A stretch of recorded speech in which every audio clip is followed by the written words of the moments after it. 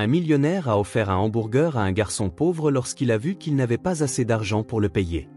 Une nuit, le garçon a frappé frénétiquement à la porte du millionnaire parce que... Avant de commencer l'histoire, n'oubliez pas de laisser un like et de vous abonner à la chaîne pour voir plus d'histoires comme celle-ci. La ville de Solvang s'éveillait au murmure hésitant d'un nouveau jour. Ses rues pavées, témoins du patrimoine danois, scintillaient faiblement sous la pâle lumière du matin. Les rangées de moulins à vent demeuraient immobiles, leurs pales telles des sentinelles silencieuses face aux collines qui s'étendaient à perte de vue. L'air portait une subtile fraîcheur, nette mais teintée du parfum terreux de la rosée qui s'installait dans le sol. Derrière la perfection postale des devantures colorées et des boulangeries offrant des pâtisseries fraîches se cachait une réalité non dite, une lutte plus discrète vécue par ceux dont les mains n'avaient jamais connu le loisir des moments d'inactivité. Parmi eux se trouvait Thomas. Sa petite silhouette se déplaçait avec détermination dans une ruelle vide, ses baskets usées tapotant légèrement sur le trottoir. Sa veste, de taille trop grande, pendait maladroitement de son corps frêle. Le rouge fané de son tissu avait depuis longtemps renoncé à lutter contre la saleté, mais Thomas n'en semblait pas dérangé. Il portait un sac en toile de jute jeté sur une épaule, déjà à moitié rempli de bouteilles en verre et de canettes en aluminium.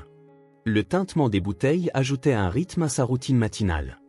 Il s'agenouilla près d'une poubelle, brossant les miettes d'hier de ses mains avant d'y plonger sa main. Le soleil pointa au-dessus des toits, répandant une faible chaleur sur ses cheveux bruns en désordre. Les yeux de Thomas, grands et noirs comme des pierres polies, examinaient chaque récipient qu'il trouvait avec précision. Ce n'était pas seulement une quête de recyclable, c'était une bouée de sauvetage. Par des mouvements habiles, il dépoussiéra une bouteille avant de la déposer dans son sac, la satisfaction d'un autre sou gagné éclairant brièvement son sourire. Mais le sourire ne persista pas. Il tourna la tête vers l'horizon, où une petite location d'une pièce se nichait derrière une allée étroite. L'idée du foyer lui rappela Marilyn. Dans la chambre faiblement éclairée, Marilyn bougeait, son corps frêle semblant une ombre contre les draps rugueux. Le lit grinçait doucement sous son poids tandis qu'elle se déplaçait, une toux rauque brisant le silence du matin. Sa complexion autrefois éclatante avait été remplacée par une pâleur cendrée, ses joues creusées par des mois de maladie. La pièce elle-même était simple, ses murs nus à l'exception d'un calendrier fané accroché de travers près de la porte. Une unique fenêtre offrait une vue modeste sur une cour morcelée, son verre strié de condensation. Une vieille machine à coudre trônait dans un coin, immobile et poussiéreuse, rappelant des jours meilleurs où les mains agiles de Marilyn pouvaient raccommoder et créer. Maintenant, ses mains tremblaient alors qu'elle attrapait le verre d'eau sur la table branlante à côté de son lit. « Maman ?» La voix de Thomas, douce mais assurée, perça le silence au moment où la porte cliqueta en s'ouvrant. Marilyn leva la tête avec un effort visible. Ses lèvres se courbèrent en un léger sourire, bien que ses yeux trahissent un mélange de gratitude et de culpabilité. « Tu es rentré tôt ?» roqua-t-elle. Thomas hocha la tête, déposant doucement son sac près de la porte. « Je ne voulais pas te laisser trop longtemps seul, » dit-il en se dirigeant vers son lit. « Tu te sens mieux aujourd'hui ?»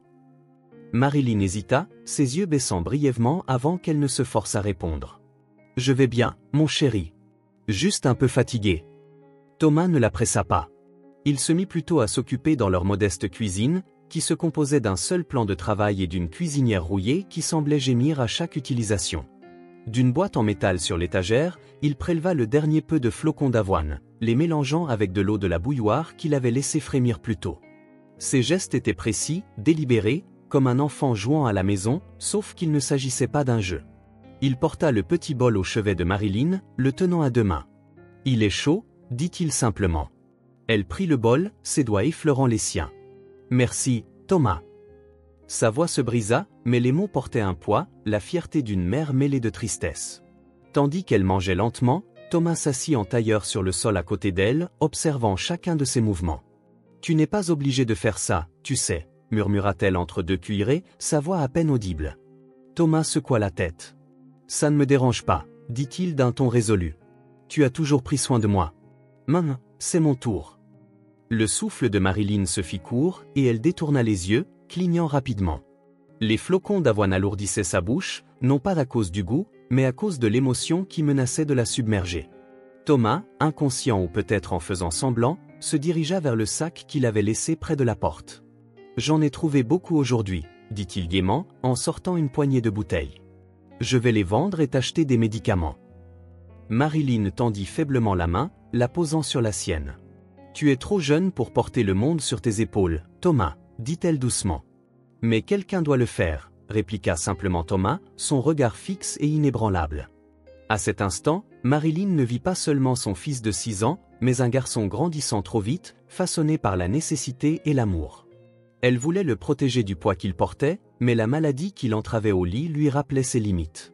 Dehors, le soleil montait plus haut, ses rayons filtrant à travers le fin rideau. Dans cette petite chambre modeste, une résolution tacite passait entre mère et fils, une promesse silencieuse et inébranlable de tenir bon, peu importe le fardeau. Le petit dîner au cœur de Solvang bourdonnait de conversations matinales discrètes. Le tintement des tasses à café et le bourdonnement discret de la radio lui conféraient une chaleur familière, bien que l'air portât une légère odeur de graisse et d'usure. Derrière le comptoir, Madame Rivera se déplaçait rapidement, son tablier fleuri et tiré sur un corps endurci par des années d'heures longues et de tempérament court. Elle avait peu de patience pour les interruptions, surtout les jours où son arthrite se déclarait. Thomas hésita à la porte, serrant un billet froissé d'$1 et une poignée de pièces de monnaie. La vitre était tachée, les lettres écaillées formant à moitié le nom Rivera Esite à peine visible. Il poussa la porte prudemment, la clochette au-dessus tintant faiblement. À l'intérieur, le dîner paraissait plus grand qu'il n'y paraissait de l'extérieur, ses banquettes dépareillées et son sol éraflé ajoutant à son charme usé. L'estomac de Thomas grogna, rappelant brusquement la tâche à accomplir. Sa mère n'avait pas mangé depuis plus d'une journée, et sa propre faim le rongeait sans relâche. Mais il redressa sa petite silhouette, serrant les pièces dans sa main en s'approchant du comptoir. Madame Rivera baissa les yeux sur lui, ses sourcils se fronçant légèrement d'irritation. « Que veux-tu, gamin ?» demanda-t-elle d'un ton sec. Thomas déposa soigneusement les pièces sur le comptoir, lissant le billet froissé à côté. « Un hamburger, s'il te plaît » dit-il d'une voix douce mais assurée.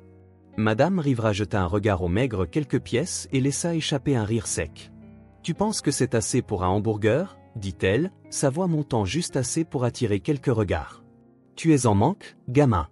Rentre chez toi. » Les joues de Thomas se rougirent, mais il resta ferme. « Je ramènerai le reste demain, » dit-il rapidement, ses mots se succédant en une supplique. « Ma mère est malade et nous n'avons pas mangé. Écoute, » interrompit Madame Rivera, se penchant en avant avec un froncement de sourcils. « Ce n'est pas une œuvre de charité. Si tu n'as pas l'argent, tu n'as pas droit à la nourriture. C'est aussi simple que ça. » Les petites mains de Thomas se crispèrent sur ses côtés. Les yeux des autres clients semblaient peser lourdement sur lui, leur chuchotement formant un murmure sous-jacent à son humiliation grandissante. Il avala difficilement, sa voix n'étant plus qu'un murmure. « S'il te plaît, juste cette fois. » Madame Rivera le repoussa d'un haussement d'épaules méprisant. « J'ai dit non. Maintenant, dégage avant que je n'appelle quelqu'un pour... » Le tintement de la sonnette interrompit ses paroles. Richard Grant entra dans le dîner, ses chaussures cirées produisant un son subtil mais distinct sur le sol. Vêtu d'un costume gris taillé sur mesure, il dégageait une assurance discrète. À première vue, il semblait déplacé dans ce petit restaurant usé, mais son comportement adoucissait le contraste. Il hocha la tête poliment à Madame Rivera, son expression neutre, en s'approchant du comptoir. Madame Rivera, surprise, redressa sa posture.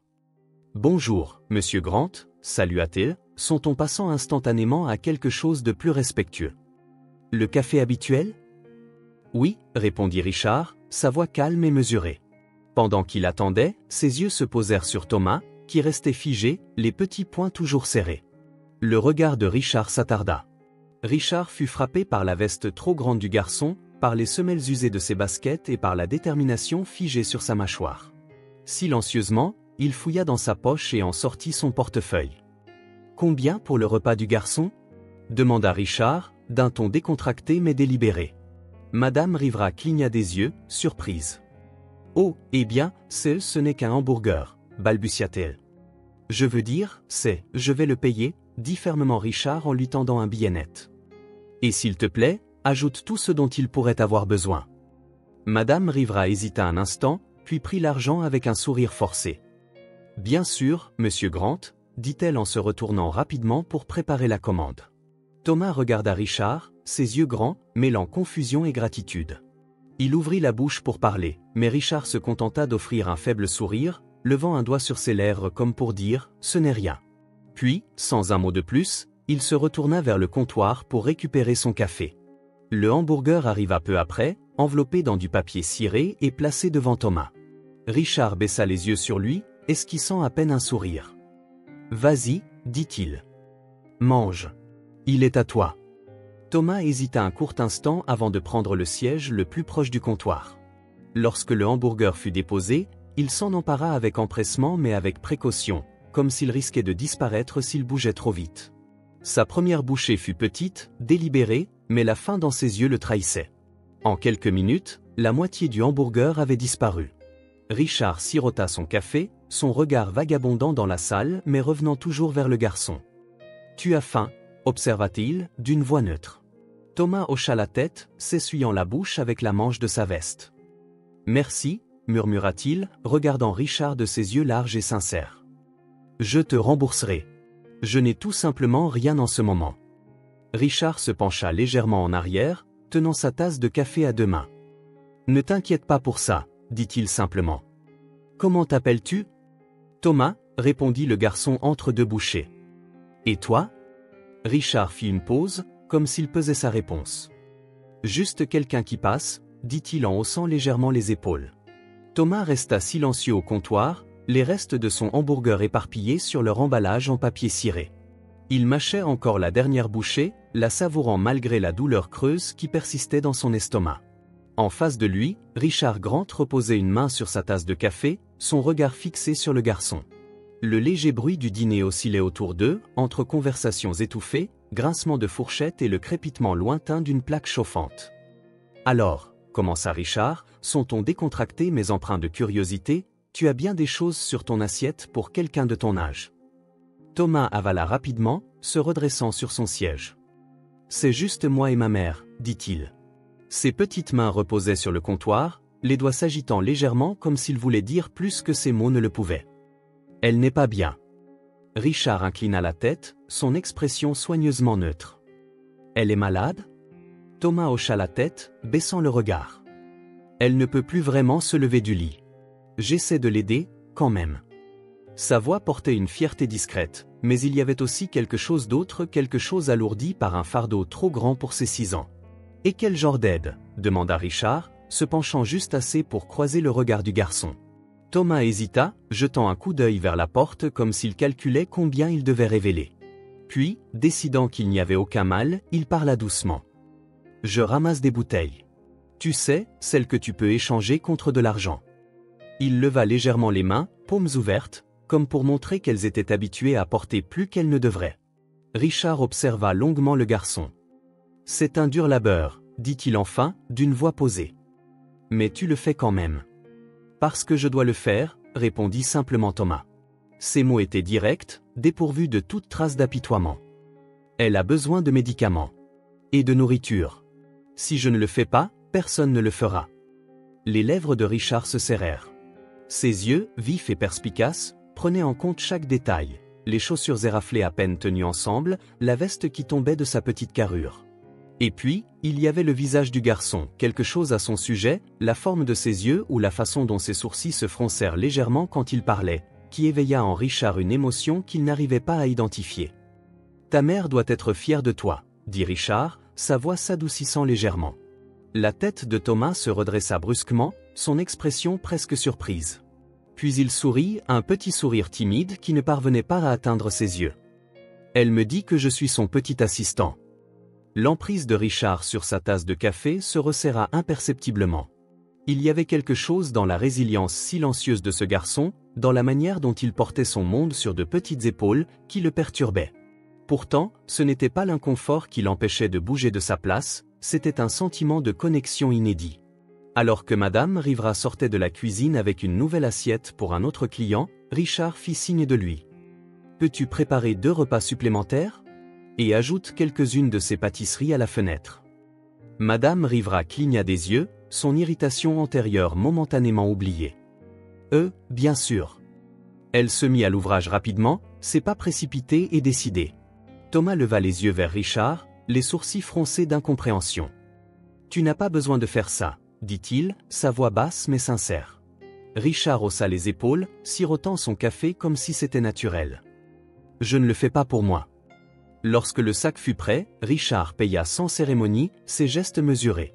Pendant que Madame Rivera s'affairait derrière le comptoir, il prit un moment pour glisser un billet de 500 $ plié dans le sac, le nichant entre les contenants de nourriture. En remettant le sac à Thomas, son expression resta calme et impassible. « Apporte ceci à ta mère », dit-il simplement. « Ça lui facilitera un peu la journée. » Thomas hésita, serrant le sac contre lui. « Je ne sais pas comment te remercier. » Finalement, Richard laissa apparaître un léger sourire. « Tu l'as déjà fait » dit-il d'un ton léger.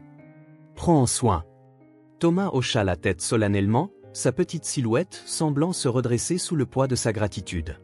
Il descendit du tabouret, le sac oscillant dans sa main alors qu'il se dirigeait vers la porte. Juste avant de sortir, il se retourna brièvement, ses yeux cherchant le visage de Richard. « Peut-être que je te reverrai ?» demanda-t-il, sa voix incertaine mais pleine d'espoir. Richard fit un léger signe de tête, ses mains tenant librement sa tasse de café. « Peut-être. » La clochette au-dessus de la porte tinta doucement alors que Thomas disparaissait dans la lumière du matin.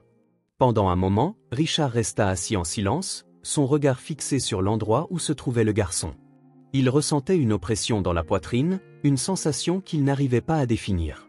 Quelque chose à propos de Thomas persistait, une familiarité, une connexion qui paraissait à la fois étrange et inévitable.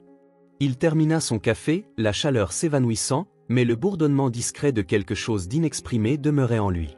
Les rues de Solvagne l'appelaient à reprendre sa routine, mais en sortant dans la journée, Richard se surprit à regarder au loin, se demandant où Thomas se dirigeait ensuite et si leurs chemins se croiseraient à nouveau.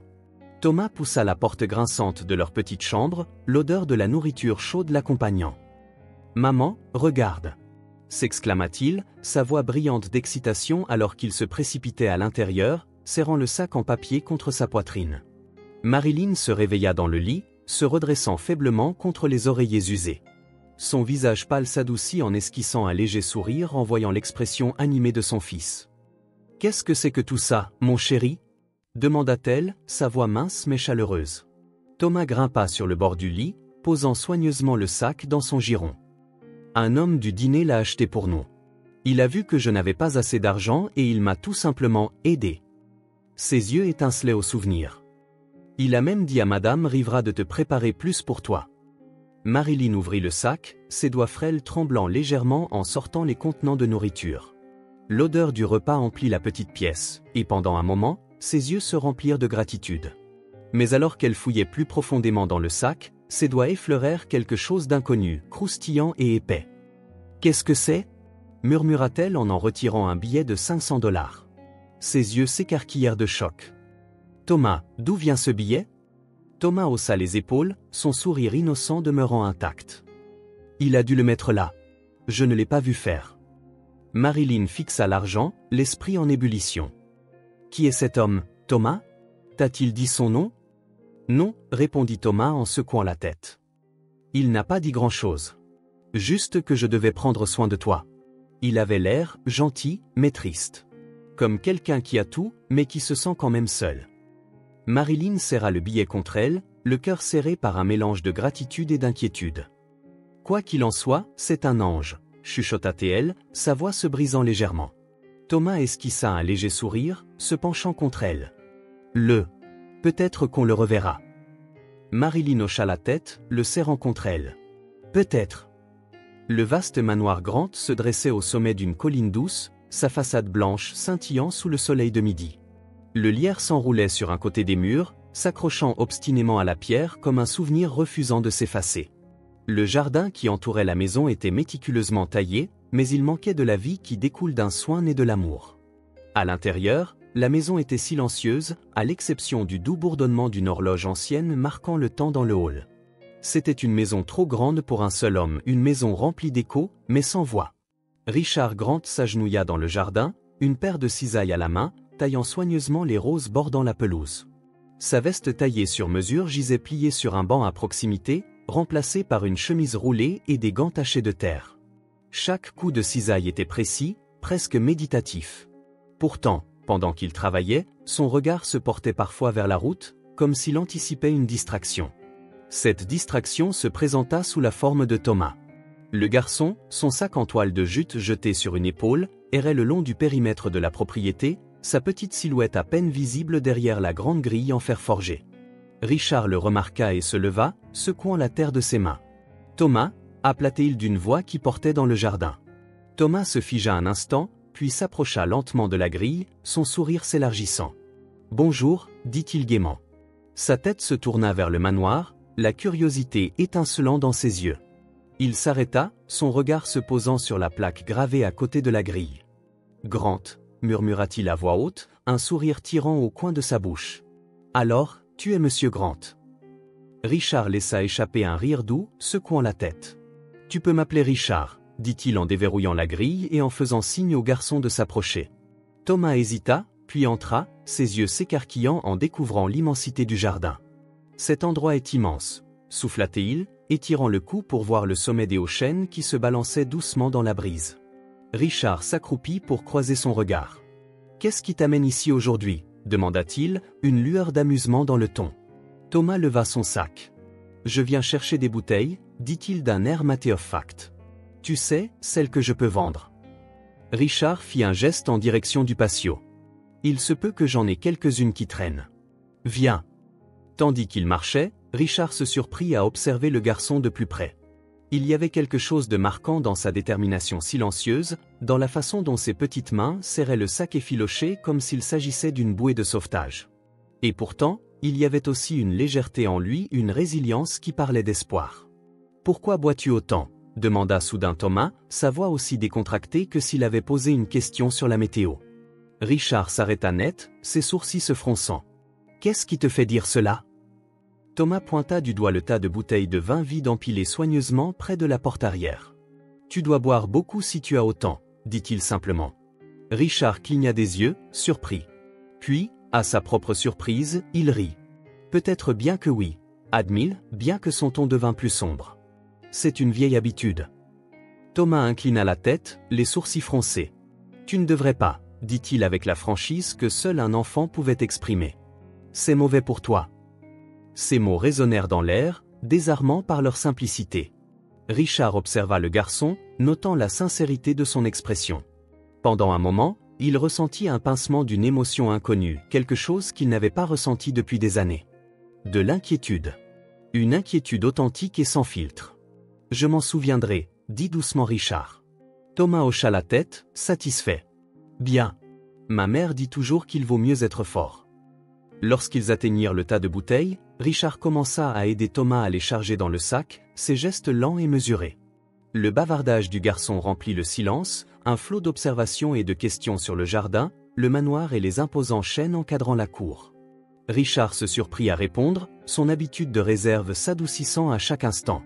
Une fois le sac plein, Thomas leva les yeux vers Richard, ses yeux pétillants de gratitude. « Merci, Richard » exprima-t-il sincèrement, le nom coulant naturellement de ses lèvres. Richard esquissa un léger sourire, les mains sur les hanches. « Prends soin de toi, Thomas, » dit-il. « Si jamais tu as besoin de quoi que ce soit, tu pourras toujours revenir ici. Promets-moi ça. » Thomas sourit de toutes ses forces. « Je promets.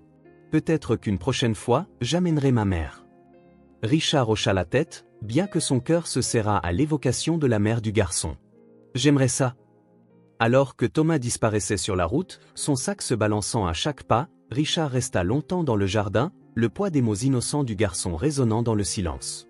Pour la première fois depuis des années, le vaste vide de sa maison ne semblait plus insupportable.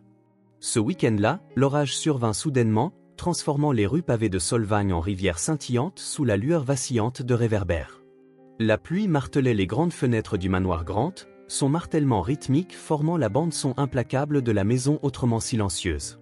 À l'intérieur, Richard était assis seul dans son bureau, la lueur ambrée d'une unique lampe illuminant la pièce. Un verre à moitié plein de whisky reposait sur la table à côté de lui, inchangé depuis 1 heure. Ses yeux étaient fixés sur le feu vacillant dans l'âtre, bien que son esprit vagabonde ailleurs, attaché à des pensées qu'il n'avait pas pu chasser depuis sa rencontre avec Thomas. Puis vint le coup frappant. Il était frénétique, irrégulier, urgent, brisant le bourdonnement constant de la pluie. Richard fronça les sourcils, ses traits se plissant alors qu'il se levait de sa chaise. Un autre coup retentit, plus fort cette fois, presque désespéré. Il se précipita vers la porte, l'ouvrant en dépit du coup de vent qui faisait entrer la pluie dans l'entrée.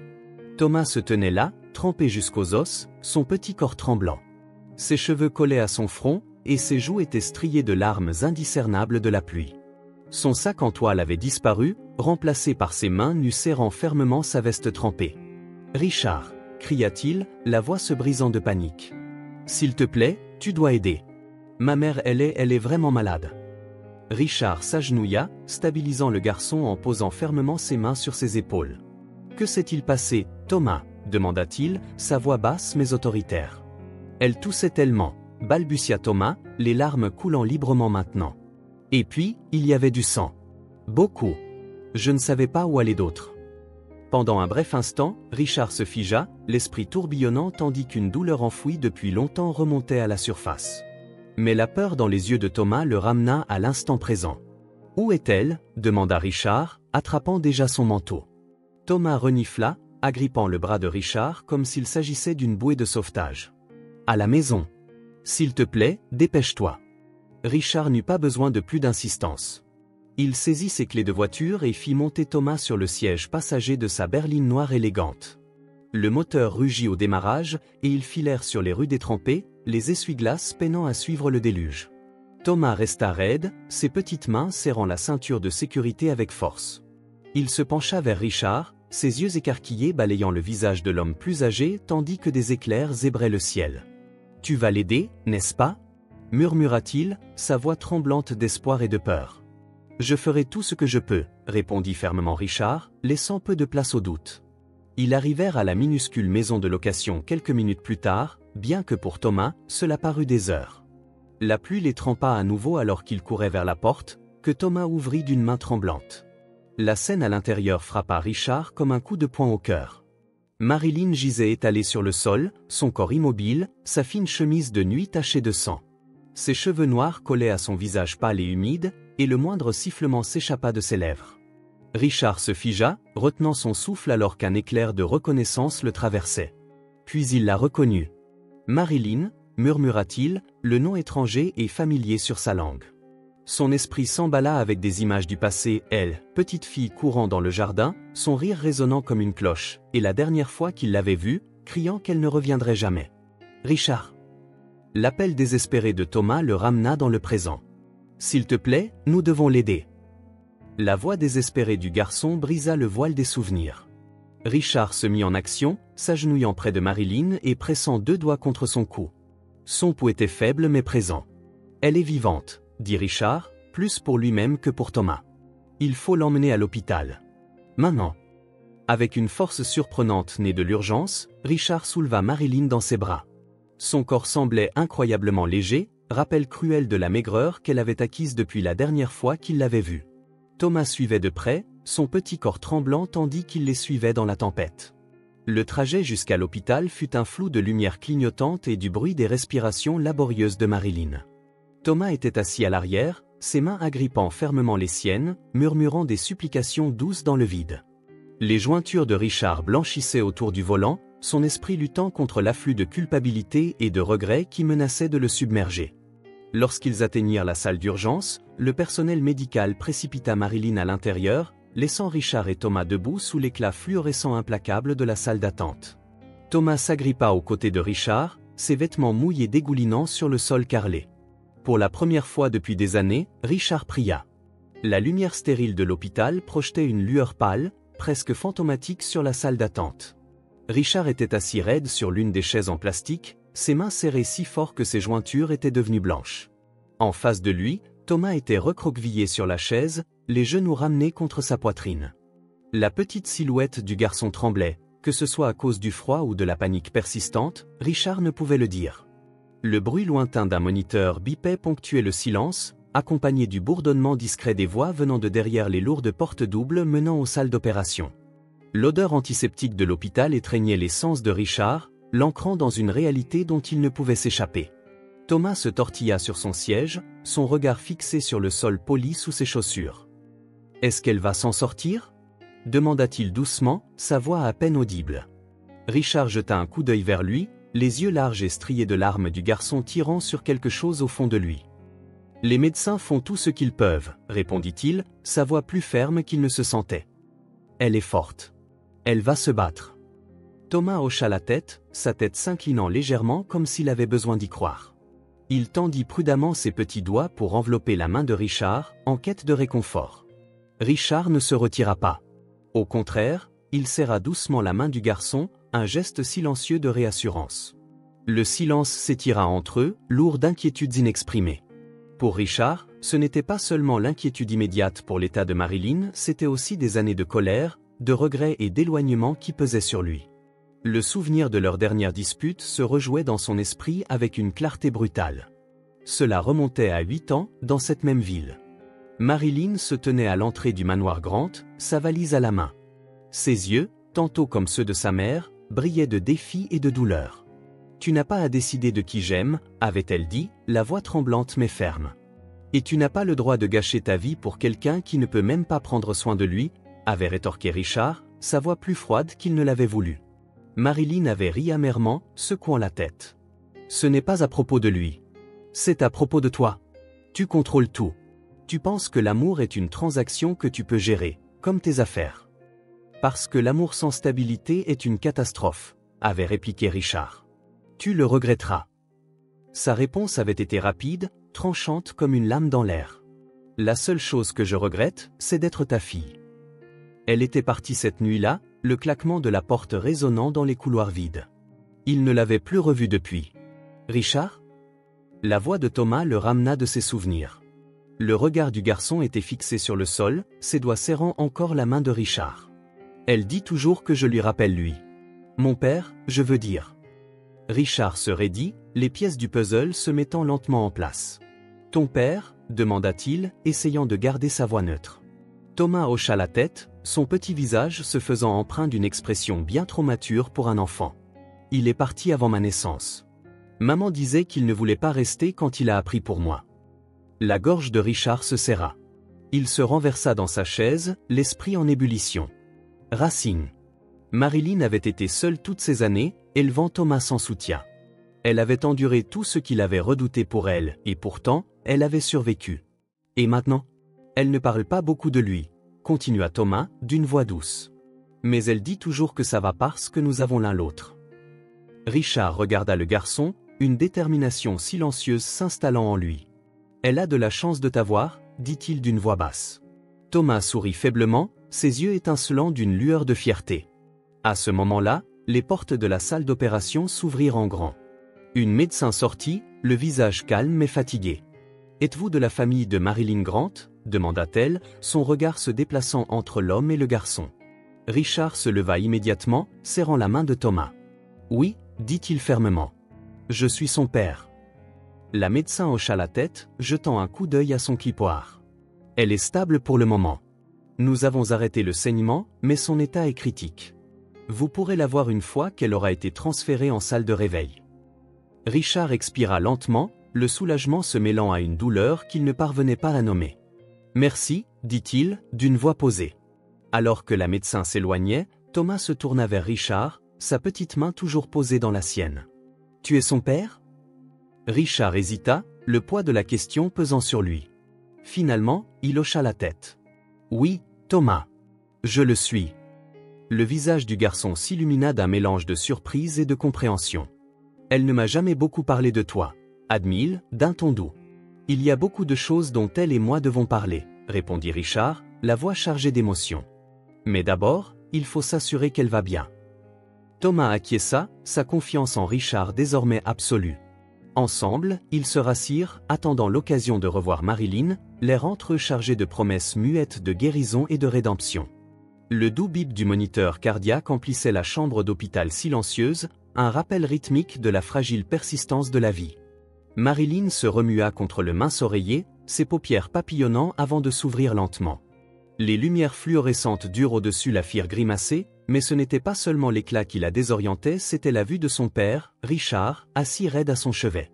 Pendant un moment, aucun d'eux ne parla. Le visage de Richard était marqué par des rides d'inquiétude et quelque chose de plus profond, quelque chose de brut et sans réserve. Marilyn cligna des yeux, ses lèvres sèches s'entr'ouvrant légèrement comme pour parler, mais les mots se coinçaient dans sa gorge. « Marilyn », dit Richard doucement, sa voix rompant le silence. Son souffle se suspendit. « Papa », murmura-t-elle, d'une voix rauque et faible. « Oui, répondit-il en se penchant, ses yeux scrutant son visage comme s'il craignait qu'elle ne disparaisse.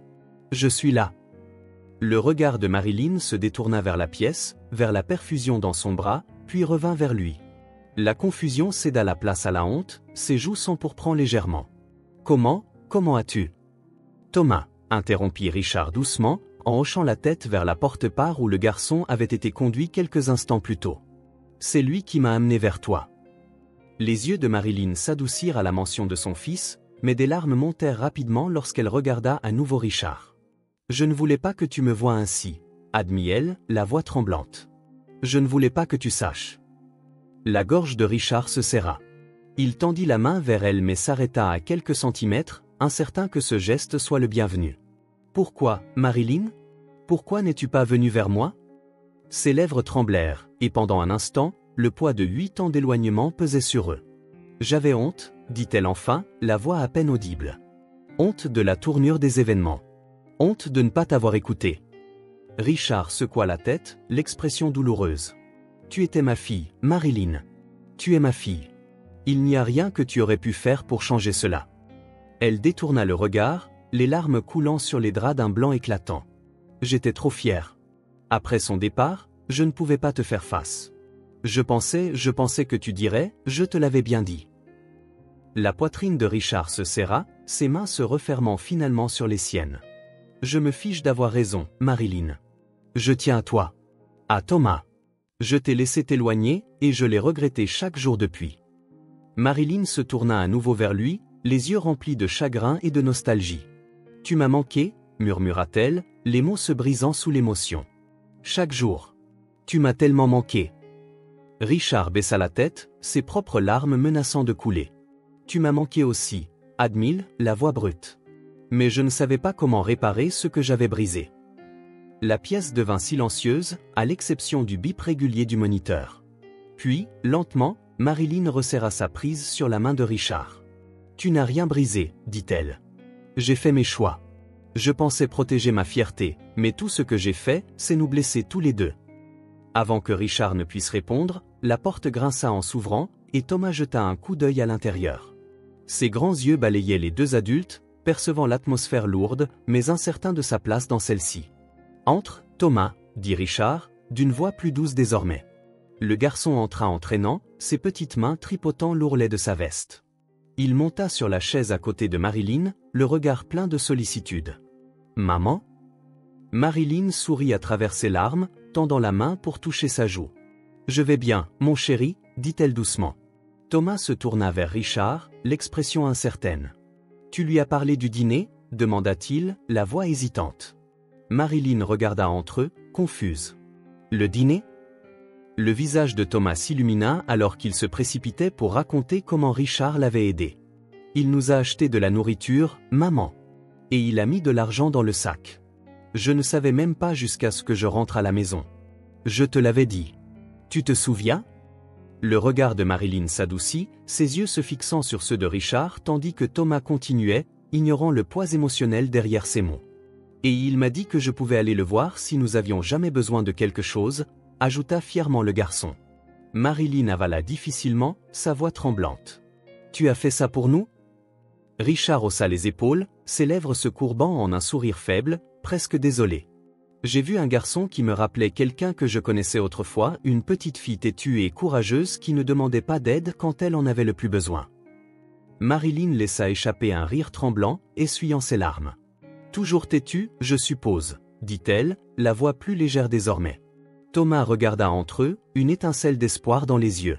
Est-ce que cela veut dire que nous pouvons tous être ensemble maintenant? Le cœur de Marilyn se serra, et elle jeta un coup d'œil à Richard, son visage s'adoucissant. Si ton grand-père veut être là, dit-elle, la voix chargée d'émotion, alors je pense qu'il est temps d'arrêter de faire semblant de ne pas avoir besoin les uns des autres. Richard hocha la tête, sa main toujours serrée dans la sienne. Je serai là, promit-il, la voix posée. Pour vous deux. Alors que Thomas se glissait sur le lit pour étreindre sa mère, Richard se rassit, la poitrine douloureuse de chagrin et de soulagement. Les murs qu'ils avaient érigés entre eux s'effondraient, morceau par morceau, laissant place à quelque chose de nouveau qui pouvait naître. Les jours suivant la sortie de Marilyn de l'hôpital furent emplis d'une sensation inhabituelle de chaleur et de convivialité. Richard insista pour qu'il reste chez lui, dans le manoir, une suggestion qui rencontra une certaine résistance de la part de Marilyn mais fut facilement acceptée par Thomas. Les grands yeux du garçon brillaient à la vue de l'immense domaine, explorant avec empressement chaque recoin comme s'il s'agissait d'un château dont il n'avait fait que rêver. « Grand-père, regarde ça !» s'écria Thomas un après-midi, brandissant un avion-jouet qu'il avait trouvé dans le grenier. Le mot « grand-père » était sorti naturellement, et quand Richard l'entendit pour la première fois, sa poitrine se serra non pas de tristesse, mais d'un sentiment accablant d'appartenance. Il ne corrigea pas le garçon, ni n'essaya de dissimuler le sourire qui se répandait sur son visage. Les journées étaient simples mais remplies. Les matins commençaient par des petits déjeuners partagés dans la salle à manger baignée de soleil, où les rires de Thomas résonnaient sur les murs qui avaient jadis paru si vides. Marilyn, bien que toujours faible, s'asseyait souvent près de la fenêtre, regardant son père et son fils travailler dans le jardin. Richard avait insisté pour que Thomas l'aide à planter de nouvelles fleurs, une tâche qui laissait les mains du garçon couvertes de terre et ses joues rougies de joie. « Tu as un talent pour ça, » dit Richard, s'accroupissant à côté de Thomas alors qu'il tapait le sol autour d'un rosier en bourgeon. Thomas sourit. « Maman dit que je suis bon en tout si je m'en donne la peine. » Marilyn, regardant depuis sa chaise, sourit faiblement. Elle n'avait pas vu son père ainsi depuis des années, sans fardeau, vivant.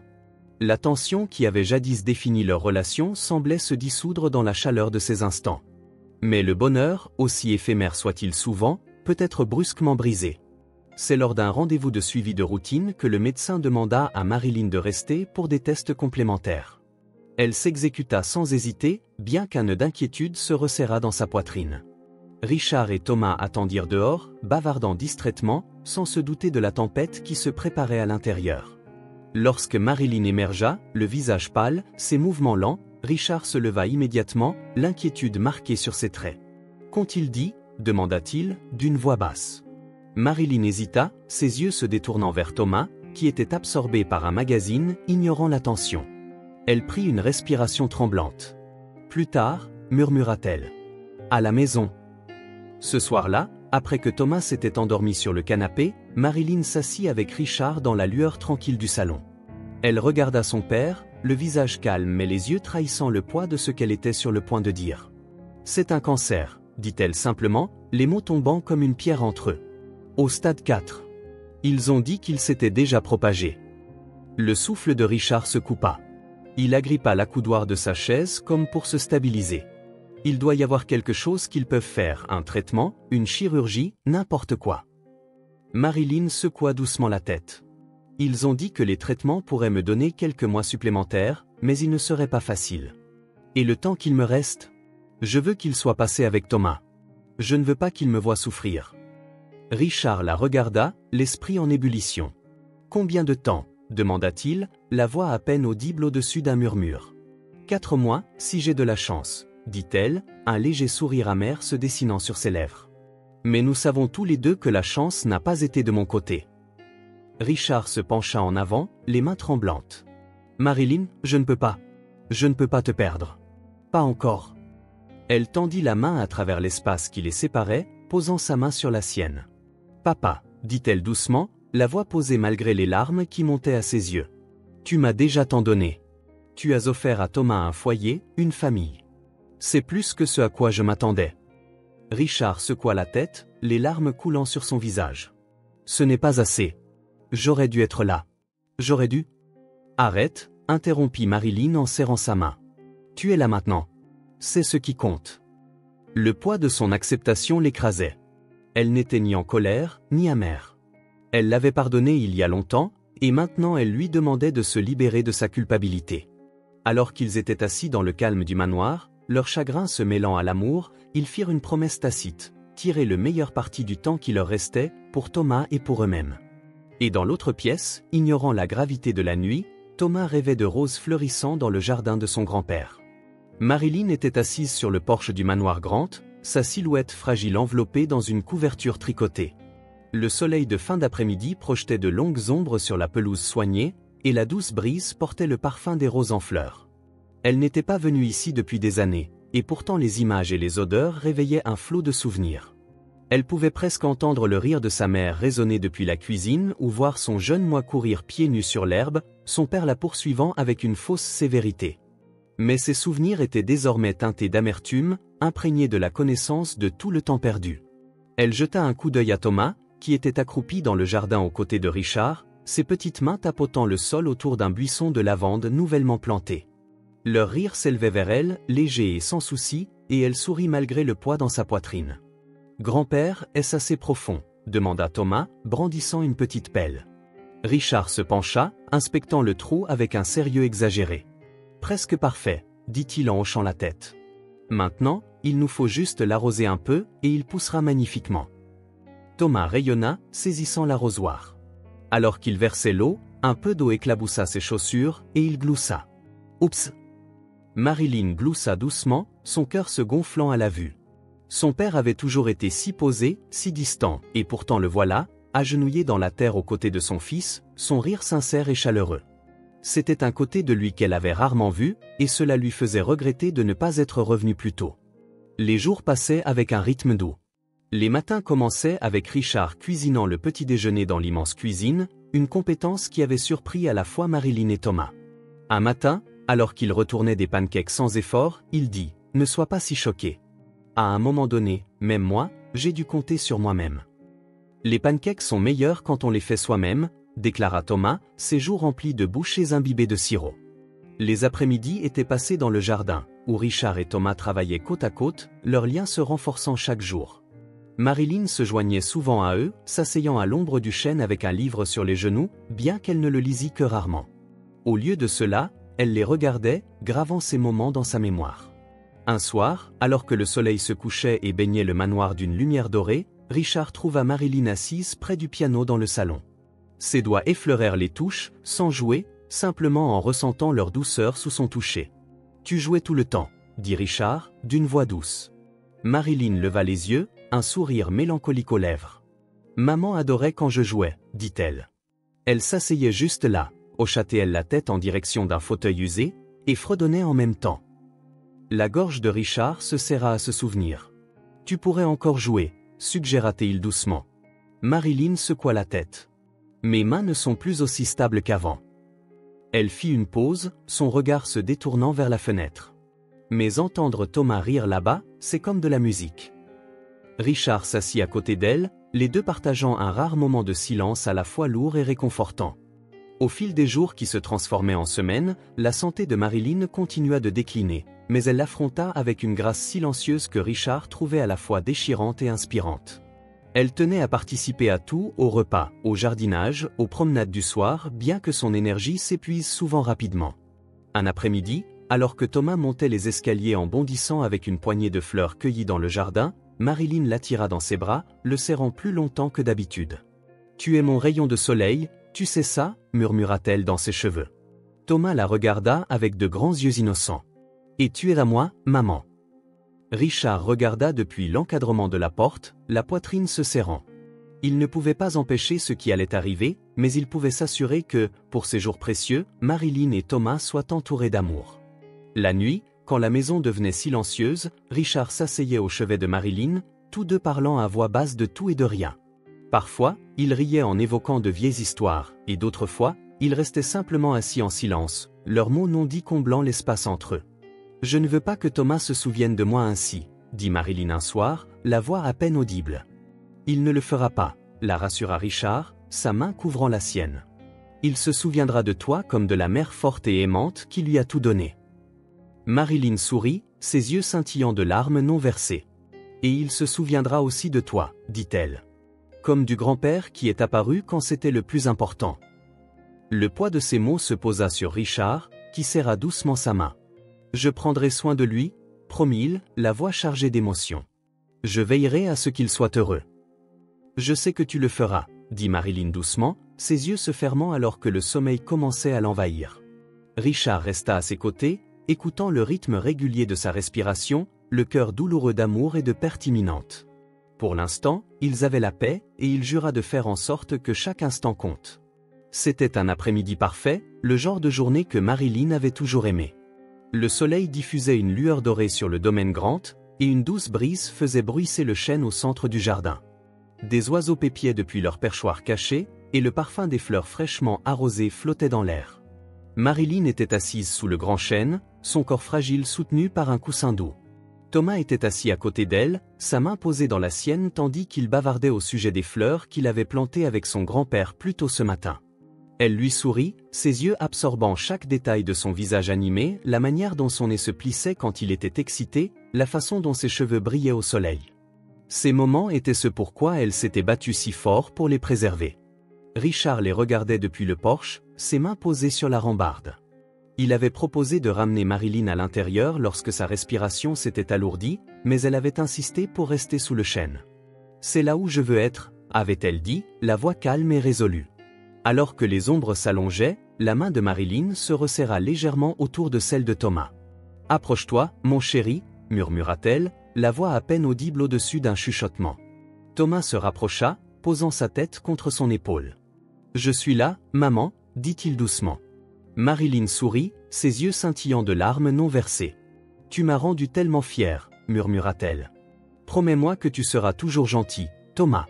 Gentil avec les autres, et gentil avec toi-même. »« Je promets », dit-il, la voix tremblante. « Mais tu dois promettre de rester avec moi, maman. » Son cœur se serra face à la supplique silencieuse de ces mots, mais elle prit sa joue dans sa main, son pouce essuyant une larme. « Je serai toujours avec toi, mon amour. Toujours. » La brise se leva, faisant bruisser les feuilles au-dessus d'eux. La tête de Marilyn s'appuya contre le coussin, ses yeux dérivant vers la canopée de verre et d'or. Sa respiration ralentit, sa poitrine se soulevant et s'abaissant doucement, jusqu'à ce qu'elle s'arrête complètement. Un doux sourire resta sur ses lèvres comme si elle avait trouvé la paix. Thomas resta immobile un instant, serrant sa main fermement. « Maman » murmura-t-il. Lorsqu'elle ne répondit pas, ses larmes coulèrent en silence, et il se blottit contre elle, tenant son foulard contre sa poitrine. Depuis le porche, le souffle de Richard se coupa. Il s'approcha lentement d'eux, le cœur lourd de l'inévitable. À genoux à côté de Marilyn, il posa une main sur son épaule, ses doigts tremblants. « Adieu, Marilyn », dit-il doucement, la voix brisée. « Je prendrai soin de lui. Je le promets. » Les jours après le décès de Marilyn furent calmes, emplis d'une immobilité douloureuse qui s'installa dans la maison.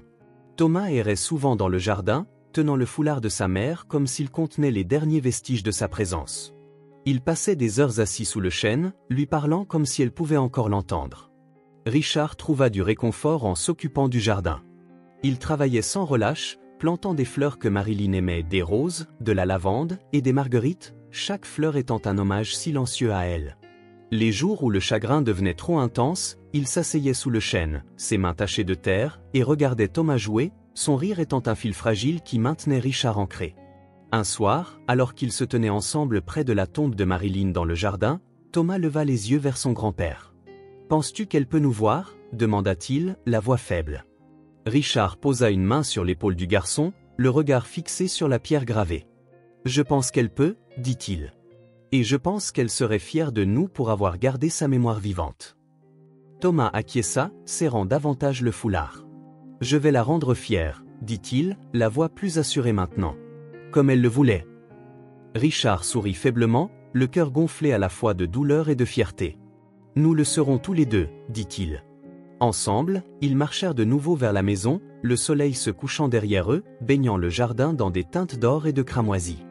Les ombres du chagrin subsistaient, mais en elles se trouvait la promesse silencieuse de la guérison, un héritage d'amour qui les porterait vers l'avenir. Un an plus tard, le manoir Grant était méconnaissable. N'étant plus une maison silencieuse et résonnante, imprégnée de solitude, elle vibrait désormais de vie et de sens. Des fleurs éclatantes débordaient des parterres, des rires résonnaient dans ses couloirs, et une chaleur emplissait l'air, comme si la présence de Marilyn persistait dans chaque recoin. Richard et Thomas se tenaient près de la tombe de Marilyn dans le jardin. La lumière du matin filtrait à travers le chêne, parsemant le sol de lumière dorée. Thomas s'agenouilla pour déposer un bouquet de lavande et de marguerites, ses fleurs préférées, sur la pierre lisse. Il ajusta le foulard qu'il portait, l'ancien de Marilyn, désormais délavé mais précieux. Richard se tenait silencieusement à côté de lui, les mains jointes devant lui. Il ne parla pas, mais ses pensées s'exprimaient librement. « Merci, Marilyn. Pour Thomas. Pour m'avoir donné la chance d'être le père et le grand-père que j'aurais dû être. Thomas se leva, brossant la terre de ses genoux. « Penses-tu qu'elle aime les fleurs » demanda-t-il, la voix légère mais chargée d'espoir. Richard sourit doucement. « Elle les adorerait, dit-il. Tu as bien choisi. » Ils restèrent silencieux un moment de plus, le vent bruisant doucement à travers les feuilles au-dessus. Puis Richard posa une main sur l'épaule de Thomas. « Prêt à y aller » Thomas hocha la tête mais resta un instant, effleurant légèrement la pierre tombale. « Au revoir, maman, dit-il doucement. Je te rendrai fier. » De retour au manoir, les changements que Richard et Thomas avaient opérés étaient visibles partout. Les couloirs autrefois silencieux accueillaient désormais des réunions pour la Fondation Marilyn Grant, une organisation caritative dédiée à soutenir les parents seuls et leurs enfants. C'était l'idée de Thomas, inspirée par la force de sa mère et les défis qu'elle avait surmontés. « Maman aurait aimé ça, n'est-ce pas ?» demanda Thomas un jour alors qu'il passait devant les bureaux animés de la Fondation, désormais installés dans une aile du manoir. « Elle aurait adoré », répondit Richard, sa fierté évidente. Richard avait transformé non seulement sa maison, mais aussi son cœur. Il passait ses matins à s'occuper du jardin, une tâche devenue un rituel de guérison. Thomas se joignait souvent à lui, ses petites mains désormais habiles pour planter et tailler. Ensemble, ils agrandirent le jardin, ajoutant de nouvelles sections en mémoire de Marilyn. Un soir, après le dîner, Thomas se tourna vers Richard avec une expression songeuse. « Grand-père, peut-on planter des tournesols ensuite » demanda-t-il. Maman disait toujours que c'étaient les fleurs les plus joyeuses. Richard gloussa en ébouriffant les cheveux du garçon. « Des tournesols alors. Nous en ferons la pièce maîtresse du jardin. » Thomas sourit, le visage s'illuminant d'excitation. « Peut-on commencer demain » Richard lui sourit en retour, le poids de son chagrin désormais adouci par la joie de leur avenir commun. Demain, c'est décidé. Le lendemain matin, tous deux se tenaient ensemble dans le jardin, les mains sales alors qu'ils travaillaient côte à côte. Le soleil montait plus haut dans le ciel, diffusant sa lumière chaude sur les fleurs vibrantes qui les entouraient. Thomas riait en peinant à porter un arrosoir 2 fois plus grand que lui, et Richard ne pouvait s'empêcher de rire avec lui. Alors qu'il finissait de planter la première rangée de graines de tournesol, Thomas s'essuya le front de manière théâtrale. « Penses-tu qu'elles pousseront assez haut pour toucher le ciel » demanda-t-il. Richard s'agenouilla à côté de lui, l'expression pensive. « Je pense qu'elles pousseront aussi haut que nous leur permettrons, dit-il. Et avec assez de soin, elles atteindront des hauteurs que tu ne peux imaginer. » Thomas sourit, les yeux brillants d'espoir. « Tout comme nous, n'est-ce pas, grand-père » Richard hocha la tête, la poitrine se serrant de fierté et d'amour. « Tout comme nous. » Ils se rassirent, admirant leur travail tandis qu'une douce brise transportait le parfum de la lavande et des roses à travers le jardin. Le manoir se dressait derrière eux, n'étant plus un symbole de solitude mais d'amour, de croissance et de seconde chance. Alors qu'ils rangeaient leurs outils et commençaient à marcher vers la maison, Thomas leva les yeux vers Richard. « Que devrions-nous planter ensuite » demanda-t-il, la voix éclairée par la curiosité. Richard sourit, posant une main sur l'épaule du garçon. « Nous déciderons ensemble, dit-il. Le jardin est à nous maintenant. » Et alors qu'ils marchaient dans la chaleur de leur foyer partagé, le jardin derrière eux se dressait comme un témoignage vivant de leur amour, de leur guérison et de l'héritage d'une femme qui les avait réunis. Les tournesols fleuriraient, les roses s'épanouiraient, et leur avenir plus radieux également. Si ce film touche votre cœur, laissez votre empreinte avec un like, et n'oubliez pas de vous abonner à notre chaîne pour explorer plus d'histoires significatives avec nous. Partagez vos sentiments et racontez-nous vos propres histoires. Chaque mot que vous partagez est une pierre angulaire qui aide à créer notre communauté forte et durable. Ensemble, nous créerons un espace chaleureux où chacun pourra partager et se connecter. Enfin, ne manquez pas les histoires incroyables qui arrivent bientôt. Nous sommes toujours là pour vous offrir les meilleures sélections, pleines de valeurs profondes tout en étant divertissantes. À bientôt!